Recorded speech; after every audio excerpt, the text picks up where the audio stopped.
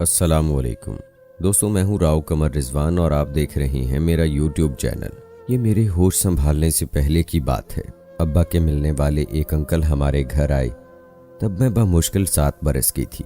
میرے والد نے ان کو رہنے کے لیے گھر میں جگہ دے دی۔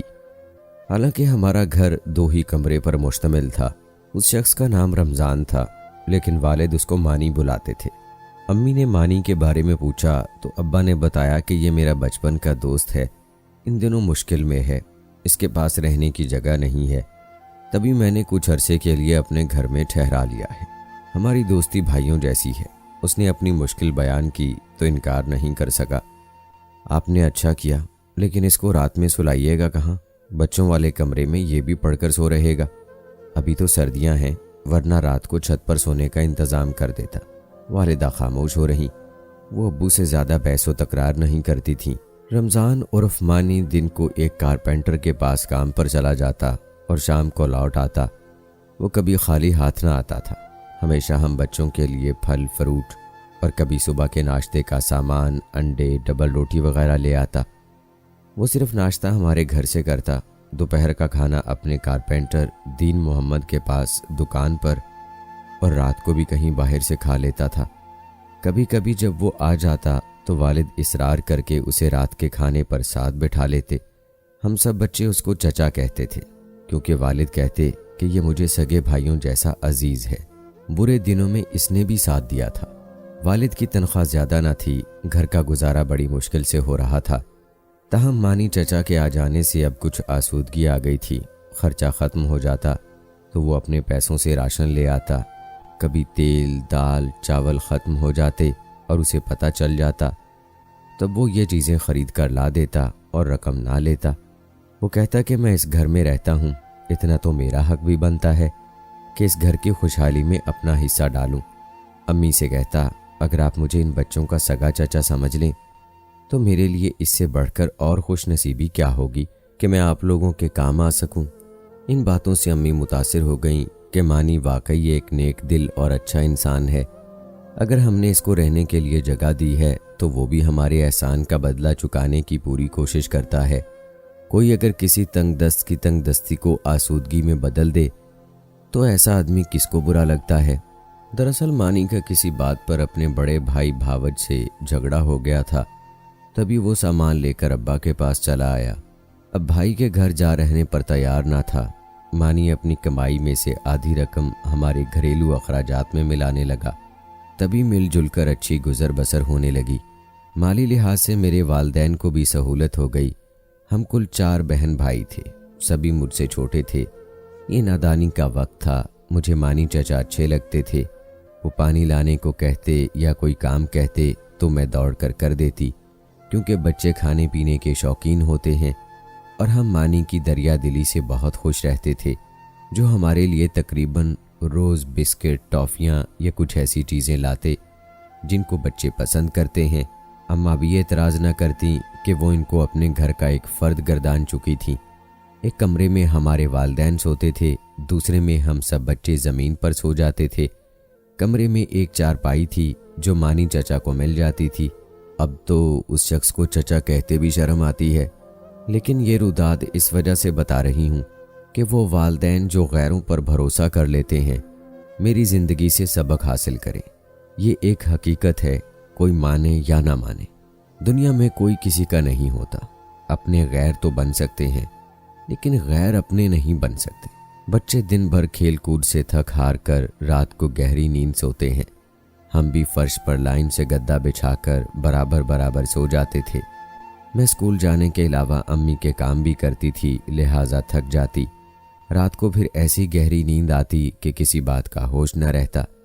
تیسری جماعت کی بچی کو بھلا کس بات کا ہوش ہوتا ہے؟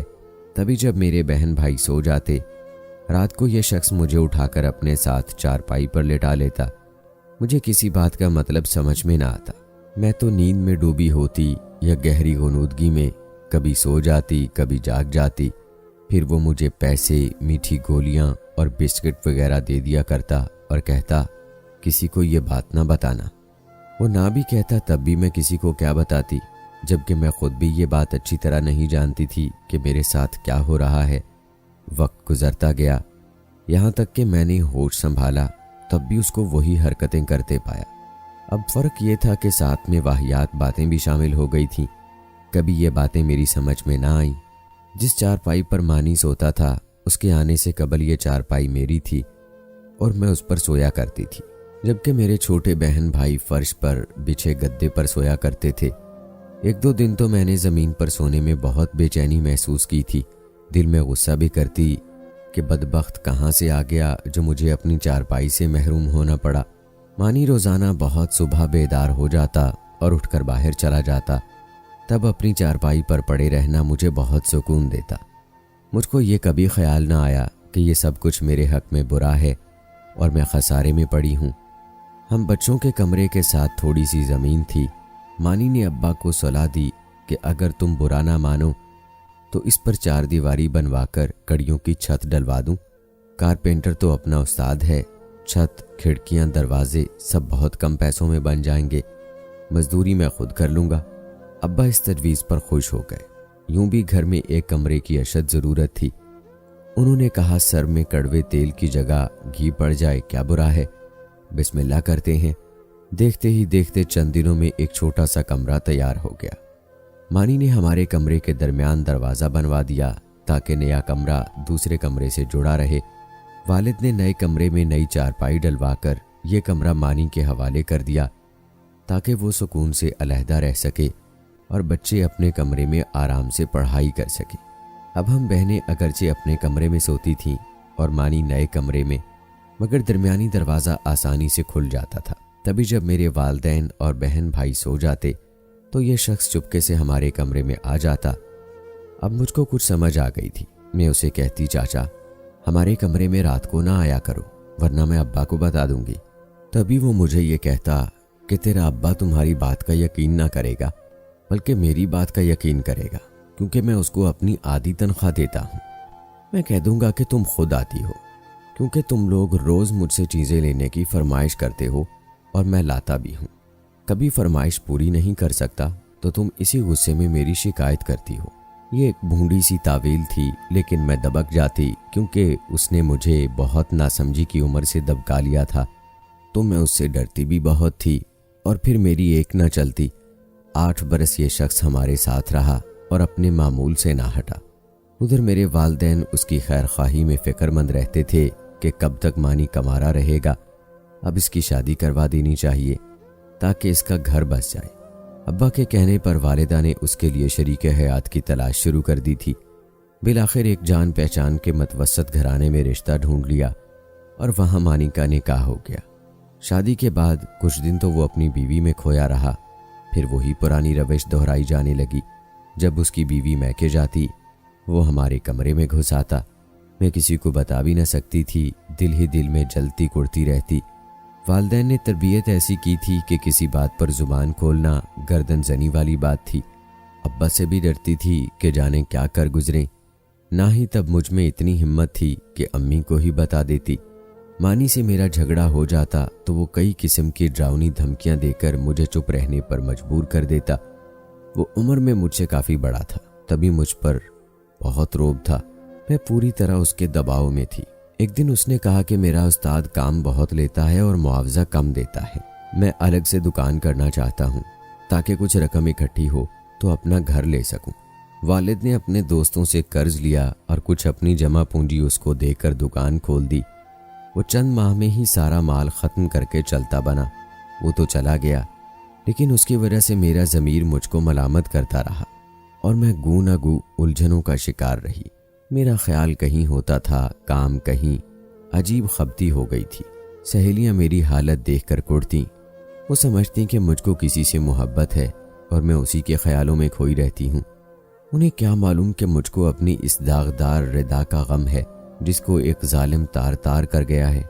میں امتحان میں بھی اس وجہ سے کامیاب نہ ہو سکی۔ وہ شخص جا چکا تھا، میری سنہری عمر بھی میلی ہو کر نکل چکی تھی، مگر دل کی خلش ہے کہ ختم نہیں ہوتی۔ اس کے بعد جتنے بھی حادثے میری زندگی میں ہوئے، اس شخص کو ہی ان کا ذمہ دار سمجھتی ہوں۔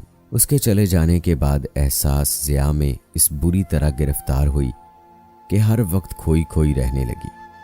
سوچ سوچ کر دماغ معاف ہو گیا تھا کہ اس گندے انسان کو کیسے موت کے گھاٹ اتاروں، حالانکہ یہ کام میرے بس کا تھا نہیں۔ دعا کرتی خدا کرے یہ کہیں چلا جائے، اس کا ایکسیڈنٹ ہو جائے یا یہ ڈوب کر مر جائے۔ جب وہ چلا گیا تو کچھ دن میں نے سکھ کا سانس لیا، قدرے سکون بھی ملا۔ میں اپنے کزن ارسلان کو بہت چاہتی تھی، اس کے ساتھ مجھ کو اس بات کا شدید احساس تھا کہ میں اس کے قابل نہیں ہوں۔ عرصے تک بس چپکے اس کی پرستش کرتی رہی، اور میری بدنصیبی دیکھیے کہ جب وہ خود میرا بن جانے پر راضی ہوا تو میں نے خود ہی انکار کر دیا۔ یہ انکار کرتے وقت میرے دل پر قیامت گزر گئی، لیکن اس کے سوا چارہ نہ تھا۔ انہوں نے میرا رشتہ میرے والدین سے مانگا تھا، ہمارے درمیان محبت کا کوئی چکر نہ تھا، مگر ارسلان مجھے پسند کرتا تھا اور اس کی دلہن بننا تو میرا سب سے خوبصورت خواب تھا۔ جب والدین نے ہاں کہہ دی تو ایک روز ارسلان نے مجھ سے بات کی، بلکہ میری رضامندی کے بارے پوچھا۔ اس نے میری رائے لیتے وقت کہا تھا کہ دیکھو بینا، اگر مجھ کو پسند کرتی ہو تو ہاں کہنا، میں تم کو ہر قیمت پر حاصل کروں گا، مگر ایک بات تم نے مجھ کو بتانی ہوگی کہ تمہارا ماضی میں کسی سے تعلق تو نہیں رہا ہے، اور میں جھوٹ کبھی برداشت نہ کروں گا۔ یہ سنتے ہی میرے سارے خواب پل بھر میں ٹوٹ گئے۔ بھلا میں ارسلان کو یہ کیسے بتا دیتی کہ میں اپنی زندگی کی سب سے قیمتی متاع لٹا چکی ہوں اور اب ان کے قابل نہیں رہی، یا پھر میں جھوٹ بول کر ان کو کیسے دھوکہ دیتی جس کی میں کسی دیوتا کی طرح پرستش کرتی تھی۔ تب دل پر پتھر رکھ کر مجھے یہی کہنا پڑا، میرا خیال چھوڑ دو ارسلان، مجھے تم اچھے لگتے ہو مگر شادی کے نقطہ نظر سے نہیں۔ میں تم سے شادی نہیں کرنا چاہتی کیونکہ مجھے کسی اور سے پیار ہے، اور یہی سچائی ہے۔ میرے انکار سے ارسلان مہینوں بیمار پڑا رہا۔ کاش میں اسے بتا سکتی کہ میری چادر میلی سہی مگر مجھ معصوم پر بچپن میں ظلم ہوا ہے، اور میں نے تمہارے سوا کسی کو نہیں چاہا ہے۔ آج کے زمانے میں لڑکیاں جرأت مند ہیں، بول سکتی ہیں، مگر ہمارے زمانے میں لڑکیاں گونگی رکھی جاتی تھی اور وہ حق بات کہنے کا بھی حوصلہ نہیں رکھتی تھی۔ میں نے اپنی جنت خود ہی ٹھکرا دی، مانا کہ میں پیدائشی بزدل تھی جس نے کبھی اپنے حق کے لیے آواز نہ اٹھائی۔ میں نے تبھی اپنے دامن میں آئے پھولوں کو خود ہی گرا دیا۔ مجھے اقرار ہے کہ میں نے غلط کیا، مگر میں اور کیا کرتی؟ ارسلان کا مزاج سمجھ لیا تھا، اپنی مجبوری کی داستان اپنے اوپر ظلم کی آپ بیتی سنا بھی دیتی تو یقین نہ تھا کہ مجھے معافی مل جاتی۔ عارضی معافی تو ہر مرد دے دیتا ہے اور اعلیٰ ظرف بھی بن جاتا ہے، مگر دل میں ان کے جو کانٹا اتر جاتا ہے اسے نکالنا مرد کے اپنے بس کی بات بھی نہیں ہوتی، اور یہ سب بھلانا اتنا آسان نہیں ہوتا، اور کسی نہ کسی موقع پر یہ باتیں تلوار بن کر دل زخمی کرتی رہتی ہیں۔ آپ کیا کہتے ہیں اس بارے میں؟ کمنٹ باکس میں ضرور بتائیں۔ ملتے ہیں اگلی ویڈیو میں، تب تک کے لیے مجھے اجازت دیں۔ اللہ حافظ۔